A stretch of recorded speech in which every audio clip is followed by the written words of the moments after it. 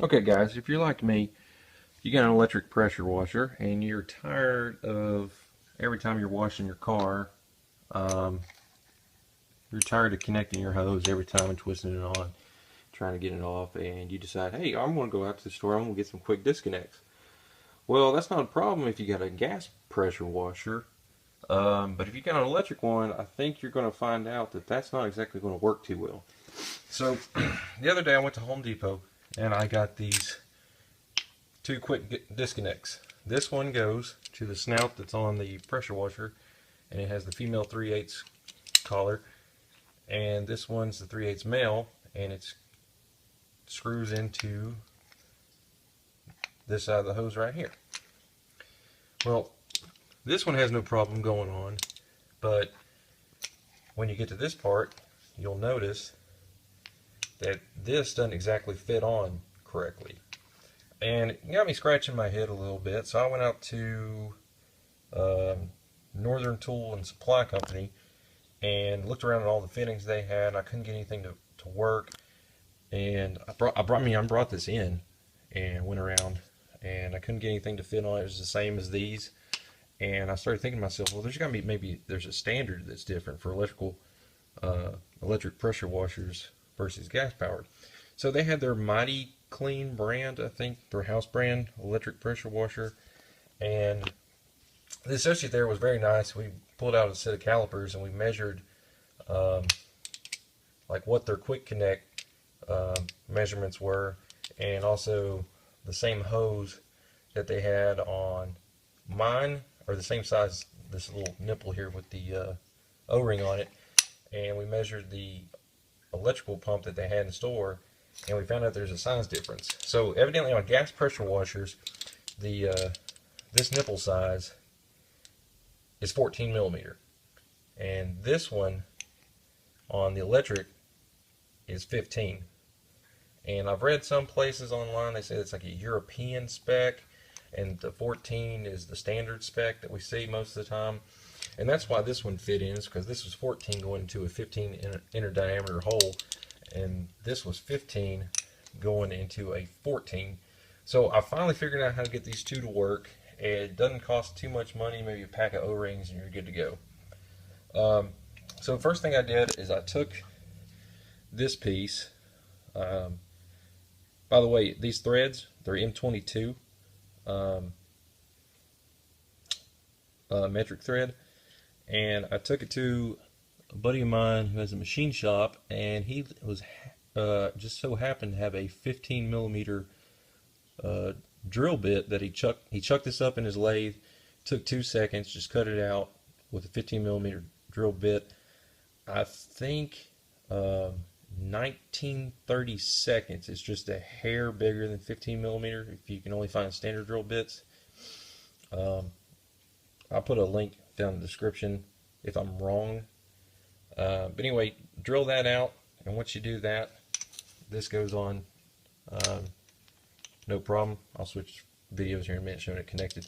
And so I tried this thinking, well, maybe there's just enough O-ring meat to push on the snout. I'll go ahead and twist this piece of collar twist out. So I hooked it up the way it was, just drilled that out, connected it, and it worked fine with just regular hose pressure. But once you turn the unit on and it started getting up to that 1500 psi, you'll notice water started leaking out here. I was like, all right, well, that O-ring's not big enough. So what I did is I went out and bought a variety pack of O-rings in the plumbing section at Home Depot, and I got this variety pack here. Let me see if I can get to zoom or focus. Sorry. So Danco 80788. They give the O-ring sizes here. I got the.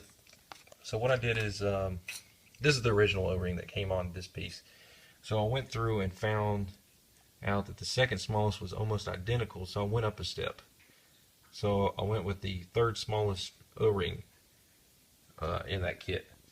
And if you can see it here, it's a little loose, just a hair, but I screwed the snout onto it all the way down and backed it off, and noticed it was still in place, so it wasn't loose enough to where this O-ring would roll off the groove And I put it on and I tested it out tonight. There's no leaks. You can tell if there's a leak because the electric pressure washer, it will build up pressure and cut off like it normally does. But give it about 10 seconds where it's got the small leak, it'll lose pressure and that switch will kick on and it'll charge it up again. And it keeps occurring every 10 seconds. I'll cut to it. I'll show the whole complete assembly in just a second. Alright, here's the finished assembly after everything's put together. You don't actually have to snug these down too tight. It's not like the threads are actually causing the sealing. The O-ring does it, so as long as it's down just pretty snug, it'll work fine. Then, hey, when you're done pressure washing or if you're getting ready to, you just push the collar in, pull it out, and done. You don't have to sit there twisting. And one thing I like about this one is because this pressure washer has the inlet and outlet so close, every time I try to put on this before the quick connects, they would rub against each other, so you had to kind of pull up on it to give it enough room to twist. Another good thing about adding quick connects like this, since you're kind of converting the size over by doing this, if say your wand that came with your pressure washer started springing a leak, instead of having to buy the like proprietary, as I'm going to call it, hose that only fits with the 15, you can do this, and then you can go out and get your own hose. This allows you also to make this hose longer.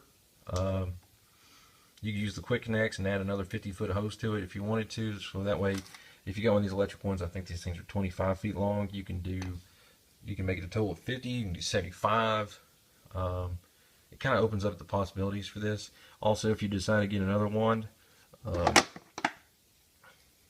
they usually come with a, again, proprietary style bayonet connector. You can switch that over and get actually like a quick connect style wand where you can put any kind of tip you want to on it. Hope this helps somebody out here.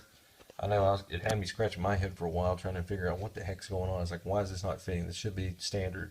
But evidently it's standard across electric, and there's a different standard for gas-powered pressure washers. All in all, I think it was less than 15 bucks. I think this was maybe $8, and this piece was $3 or $4, and the O-ring kit that I bought, it was like $3. So, alright, thanks for watching, guys.